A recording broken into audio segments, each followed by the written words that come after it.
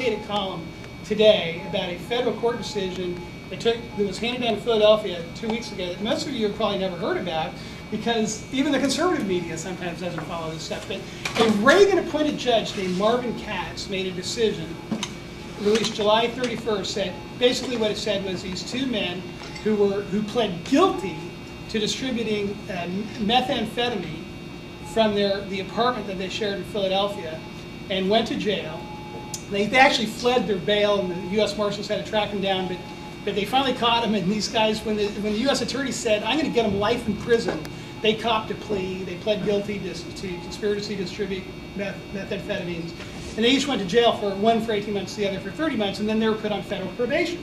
And the rules of probation under the federal rules say that convicted felons on probation may not associate with one another unless they're blood relatives or spouse. So these guys went to court and they argued that, hey, we're just like a family.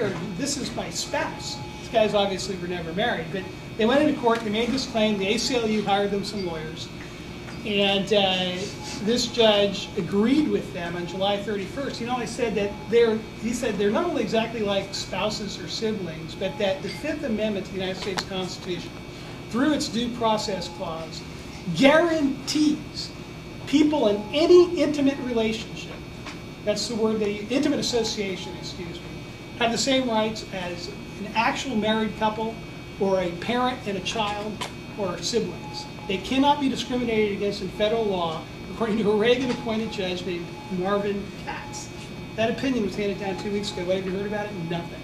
But that's the other pillar that conservatives have to stand for, which there's two pillars there. There's defending the Constitution as it was written, not the way judges or politicians say it is, and in defending traditional, social, and cultural values that are at the core of our civilization, without which we would no longer be a civilization.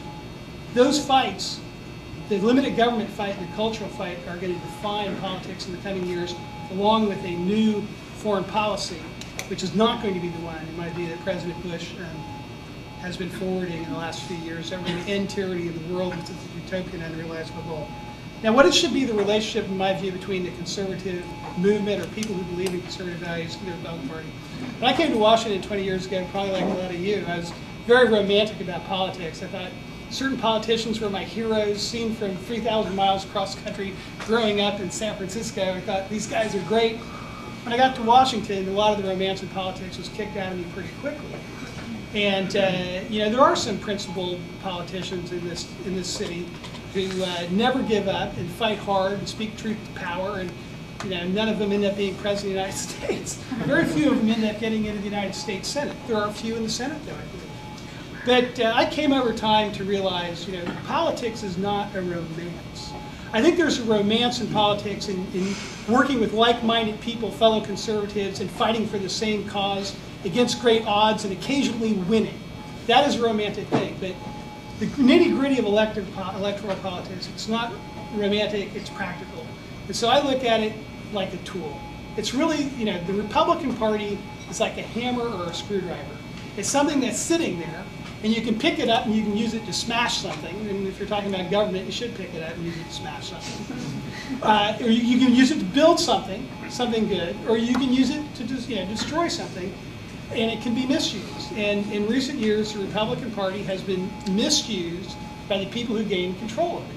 They don't deserve to control it. And the latent power of the Republican Party and the conservative movement, I think, has been expressed on those times where the establishment of the Republican Party, which is misusing this tool, has gotten close to committing acts that were so antithetical to the values and beliefs of conservatives that conservatives got so pissed off they rose up and let these politicians know, we're going to throw you right out of power if you don't do the right thing. Those two instances.